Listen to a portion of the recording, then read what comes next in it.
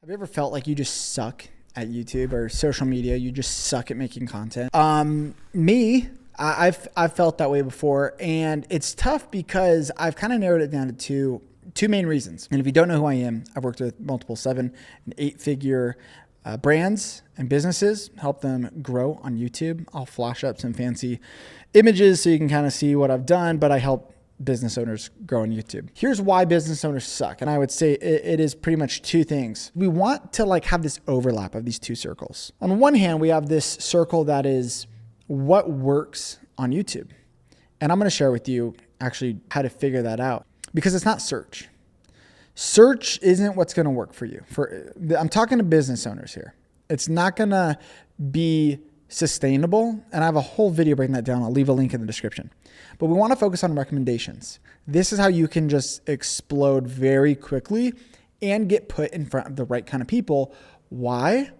Because it's not, a lot of people have been saying this, but I like it. It's not social media anymore. It's interest media, because the algorithms are just recommending topics. So you need to know who buys your stuff, or who do you want to buy your stuff, and what topics do they watch?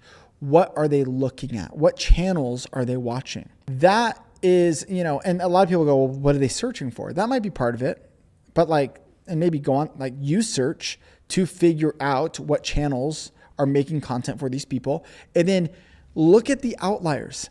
You should know what's working in your niche. You should know what videos work well. And when I say what videos, what I really mean is you should know what topics work well, because some topics might just be way too specific. They're never going to attract new viewers. No one wants to know how to set up LinkedIn ads for a dog grooming business in Kansas. There might be one or two people, if they even find that video. But how can we know, when I talk about Facebook ad updates, those seem to do really well on these channels in my niche.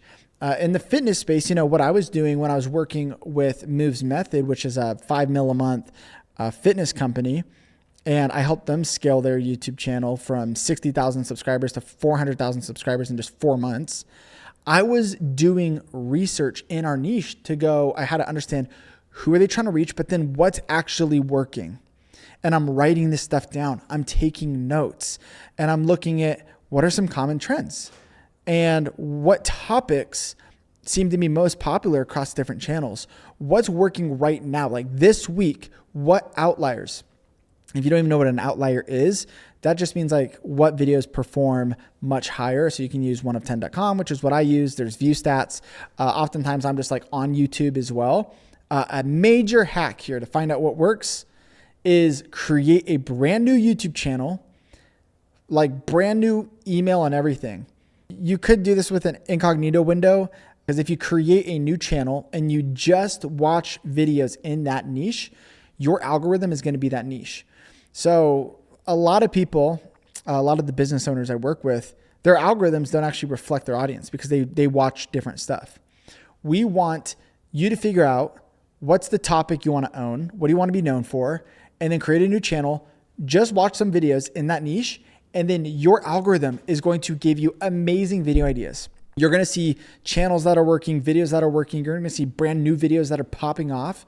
And that is a huge hack, because sometimes you're on 1 of 10 and you don't know what to look for. You don't know what to search for.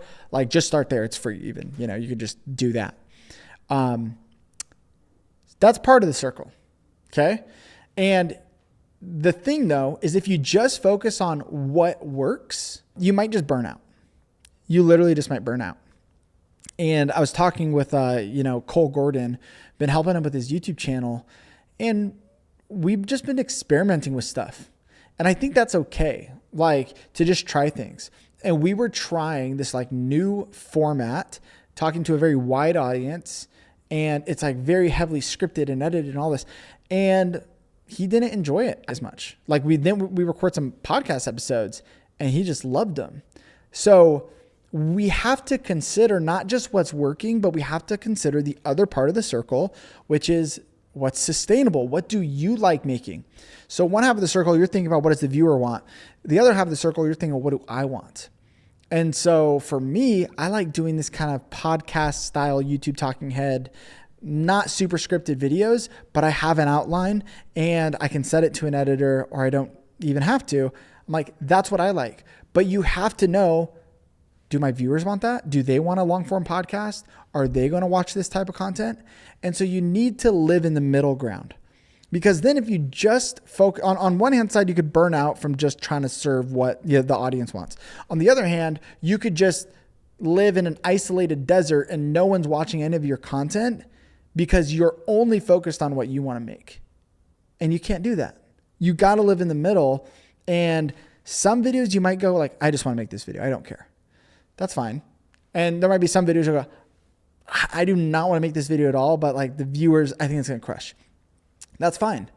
But most of the time, can you try and meet in the middle? Because when you land in the middle, that's where you're going to find something that's actually sustainable. And I think it's sustainable because you enjoy it and it is growing your business. It's getting you leads. It's getting you sales. And so don't go far over here, far over here.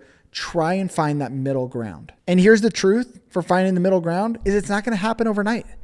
It's going to take time for you to actually make a video, script a video, shoot a video to go, I hated that.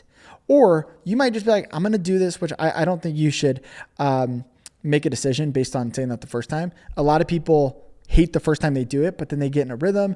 They do it, for 4 weeks. They do it for 12 weeks.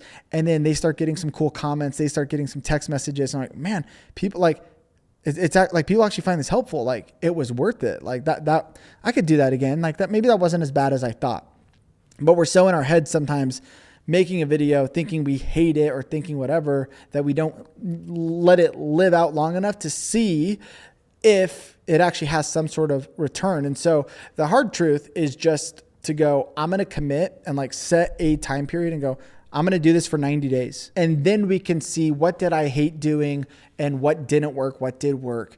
And then you can refine from there. Another big part of this too is finding a content format that you enjoy and that the audience enjoys. So you're going to notice as you do some research on the outliers and you're looking at what's doing well, you're going to see maybe some different formats. Maybe there's a lot of podcasts or talking heads, and you got to figure out, where are you going to land in that? How can you be different? How can you stand out?